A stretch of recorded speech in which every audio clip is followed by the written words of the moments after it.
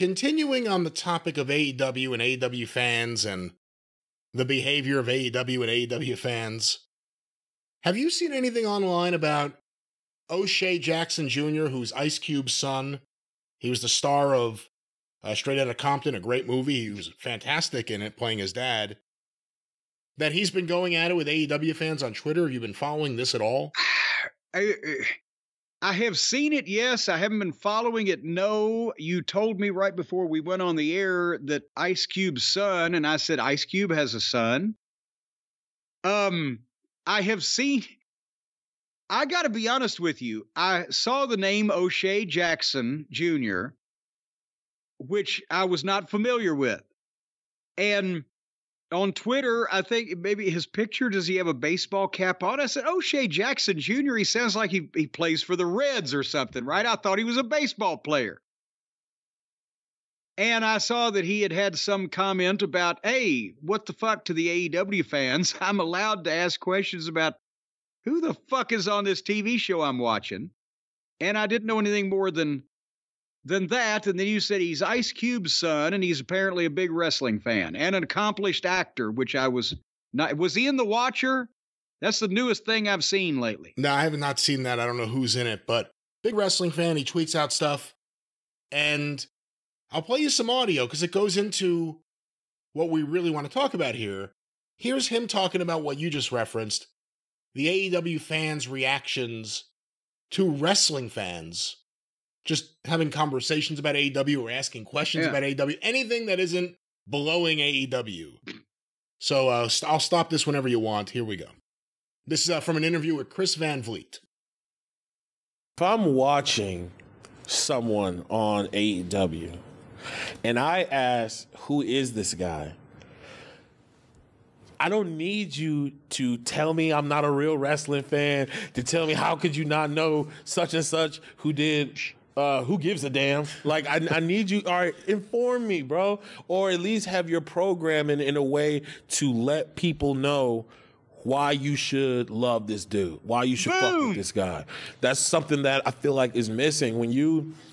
Conan, when I was on his podcast, he brought up, when you watch UFC, and they give you a little backstory about this dude, backstory about that dude, what this guy's had to go through, what he's done, and vice versa. And then they put him in a room, and they cuss each other out. And then by watching those videos, you've picked a side of who you're with. That's missing from that.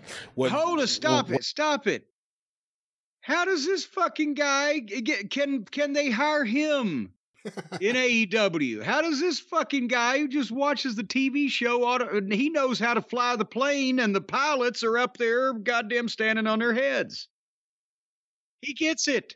Yeah, and before I play the rest of this and you can discuss how much he gets here, that is the part of the issue. If you ask a question like, who is this luchador I've never seen before, never heard of before, you're insulted, you're shouted down, they try to almost debase you for not being the level of fan that they are. And you could try to think about what level of fan they really are. I mean, it's almost a sickness.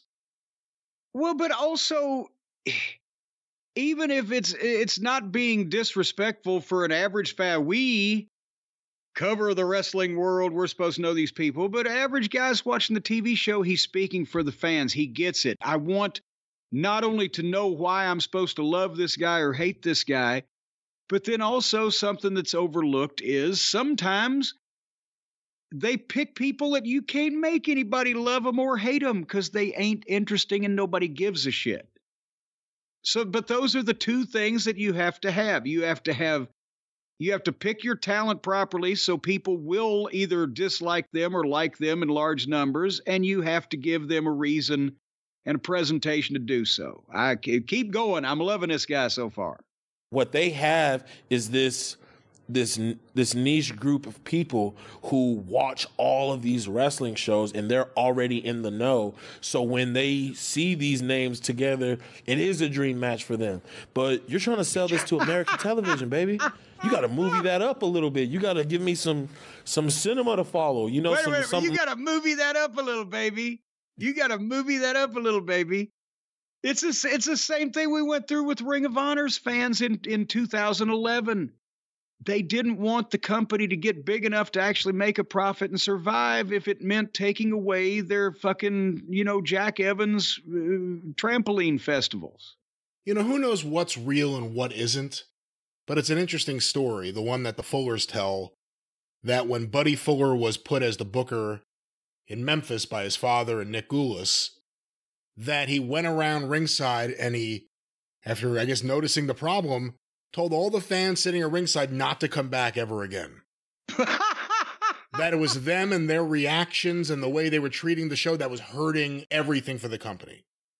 And he needed new fans to come in there, pissing off all the old loyal fans who said, we'll never come back.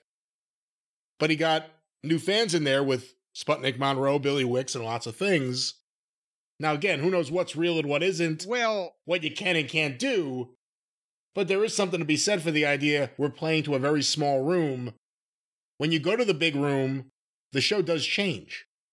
Yeah, and can I just chime in that 98% of that was due to Sputnik Monroe and Billy Wicks and getting television at the same time and a change in the overall talent roster and the booking philosophy from the previous promoter, Les Wolf.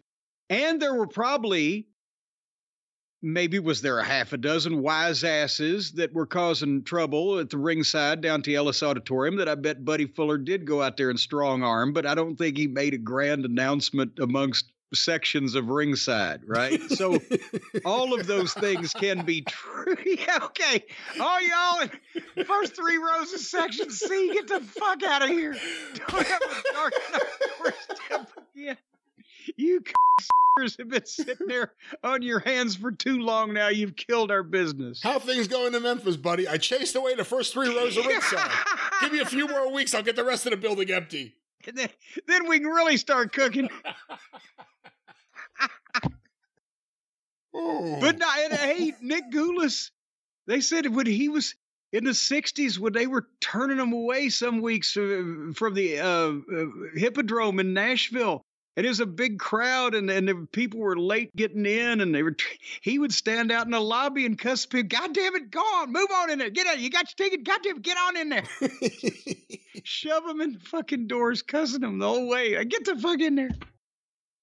Oh, God. But anyway, where's O'Shea at? Let's go back to O'Shea. To hold on to besides the announce team running down a list for me while this dude's walking down the ramp. And I feel like that's missing. And when you are trying to get involved and trying to really give something a chance, and when you question it even a little bit, and you get 80 no-faced accounts coming at you, at any given time, you're like, man, fuck this noise, bro. Like, I'm cool off of it. If y'all like it, I don't.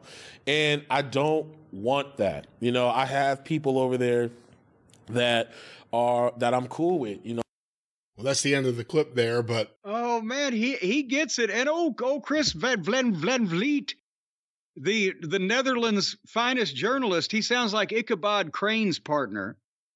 But we appreciate him having O'Shea on there to say something that is elementary wrestling logic and that almost nobody has the capability to grasp. But you say this guy's, he's in the show business also.